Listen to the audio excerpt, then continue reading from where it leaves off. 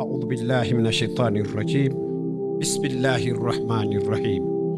السلام عليكم ورحمة الله وبركاته. الحمد لله الذي هدانا لهذا وما كنا لنهتدي لولا أن هدانا الله، والصلاة والسلام على سيدنا محمد صلى الله عليه وسلم وعلى آله وأصحابه أجمعين وبعد. Baada ya kumshukuru Allah subhanahu wa ta'ala na kumtakia rehma na amani kipenzi chetu mtume wetu Muhammad sallallahu alayhi wasallam, leo hii tunaendelea na darasa yetu katika TV hii Empower Revenue TV au ER ambayo inapatikana Tabora, na mtoa mada wenu ni shekhe wenu Sheikh Ibrahim Ibn Tamimu Rumalizia, shekhe wa mkoa wa Tabora, nikiongoza jumuiya ya Istiqama Sunna wa Jamaa, kifupi ISWAT.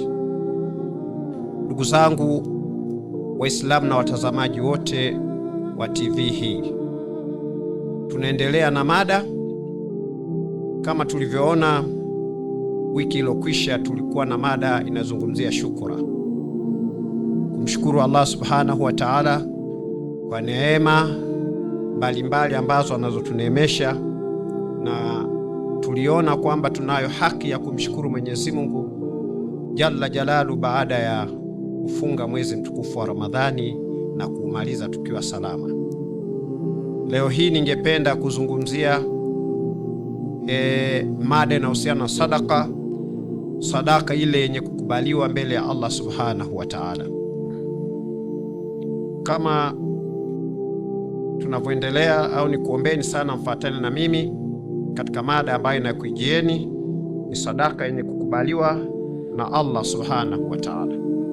Ndugu zangu Waislamu, tunahitajika sana wakati tunatoa sadaka, basi tujue sheria na nafasi bora ya kupata sadaka yenye kukubaliwa mbele ya Allah subhanahu wa ta'ala.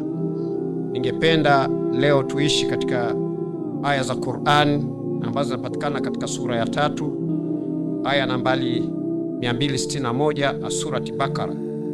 Baada a'udhu billahi minashaitani rrajim, Mwenyezi Mungu subhanahu wa ta'ala asema, mathalul ladhina yunfiquna amwalahum fi sabilillah, mfano wa wale wanatoa mali zao katika njia yake Allah subhanahu wa ta'ala, kamathali habbatu anbatat 7 sanabil fi kulli sumbulati 100 habba. Asema mfano wake ni kama punje moja ambayo mtu kaipanda katika shamba lake, anbatat 7 sanabila, na punje ile ikamtolea mashuke 7, fi kulli sumbulati 100 habba, na kila shuke moja likamtolea punje 100. Kwa hali hiyo, ndugu zangu, mfano wa mtu anayetoa mali yake akitarajia kupata radhi za Allah subhanahu wa ta'ala, basi Mwenyezi Mungu malipo yake anamlipa sawasawa na mtu aliyechukua punje yake moja akaiweka katika shamba, alivyoipanda shambani, na Mwenyezi Mungu akamuoteshea mashuke 7, na kila shuke moja linapata kutoa punje 100. Bimaana kwamba punje moja ulioiweka katika shamba inakutolea mbegu 700. Ndivyo hivyo Mwenyezi Mungu subhanahu wa ta'ala analipa kwa mja au kwa Muislamu yule ametoa akitarajia kutaka radhi, kuzipata radhi za Allah subhanahu wa ta'ala.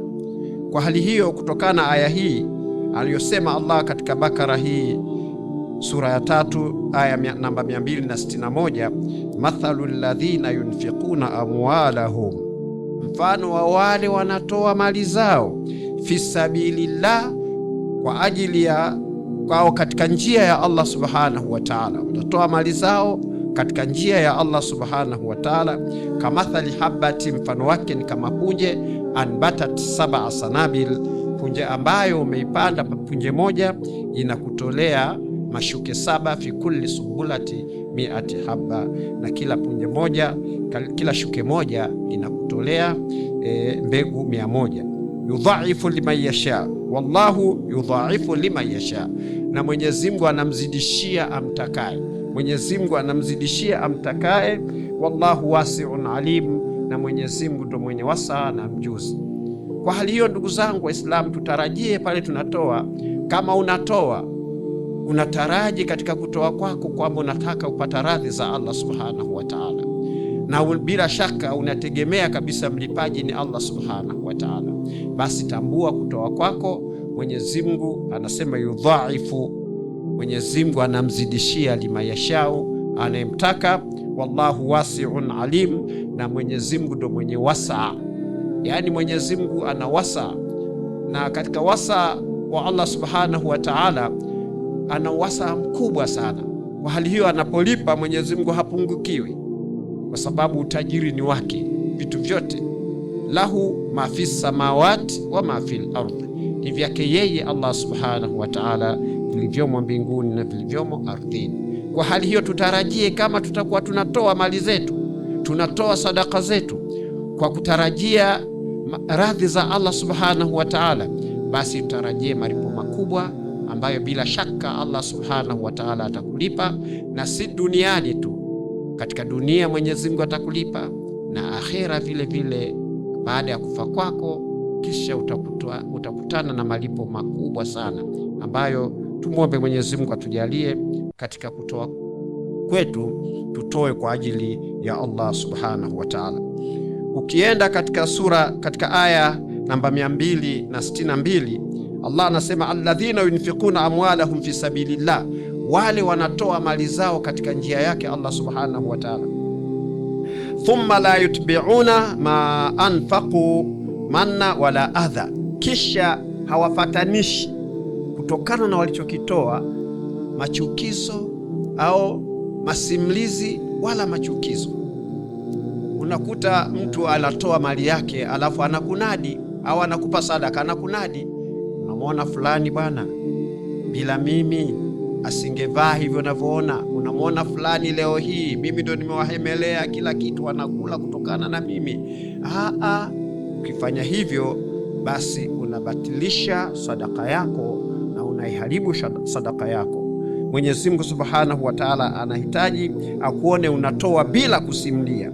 Kwa hali hiyo, ndugu zangu, tusitowe bwana kwa kufatana na tukafatanisha maneno ya kuchukiza, kunadi mtu kile ulichompa. Ndio maana nasema thumma la yutbi'una, kisha hawafatanishi ma anfaqu, kutokana walichokitoa, manna wala adha, masimlizi wala machukizo.